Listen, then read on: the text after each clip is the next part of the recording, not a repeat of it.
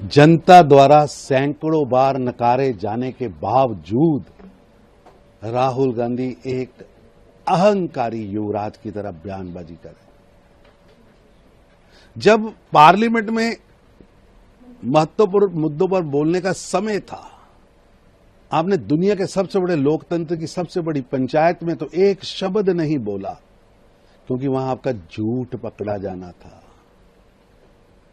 तब आप सदन से ही नदार रहे और बिना कोई बात कहे बाहर खड़े खड़े रहे। अब आपकी राजनीतिक हताशा, निराशा स्पष्ट दिख रही। देश की जनता ने बार बार आपने जनादेश के माध्यम से प्रधानमंत्री नरेंद्र मोदी और भाजपा की नीतियों पर पूर्ण भरोसा जताया है।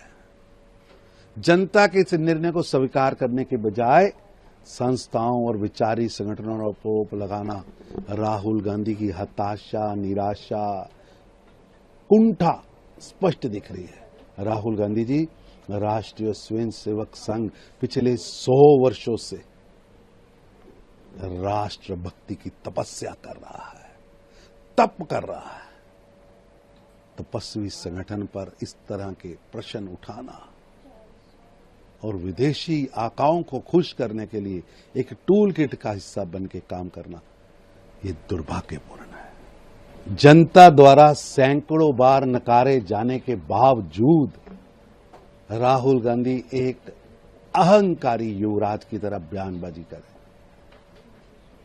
जब पार्लियामेंट में महत्वपूर्ण मुद्दों पर बोलने का समय था, आपने दुनिया के सबसे बड़े लोकतंत्र की सबसे बड़ी पंचायत में तो एक शब्द नहीं बोला, क्योंकि वहां आपका झूठ पकड़ा जाना था। तब आप सदन से ही नदार रहे और बिना कोई बात कहे बाहर खड़े खड़े रहे। अब आपकी राजनीतिक हताशा, निराशा स्पष्ट दिख रही। देश की जनता ने बार बार आपने जनादेश के माध्यम से प्रधानमंत्री नरेंद्र मोदी और भाजपा की नीतियों पर पूर्ण भरोसा जताया है।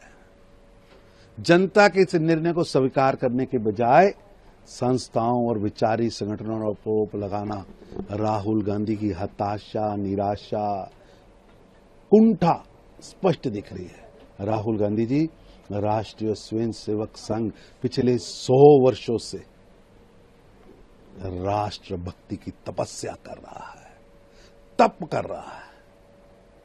तपस्वी संगठन पर इस तरह के प्रश्न उठाना और विदेशी आकाओं को खुश करने के लिए एक टूल किट का हिस्सा बन के काम करना, ये दुर्भाग्यपूर्ण है।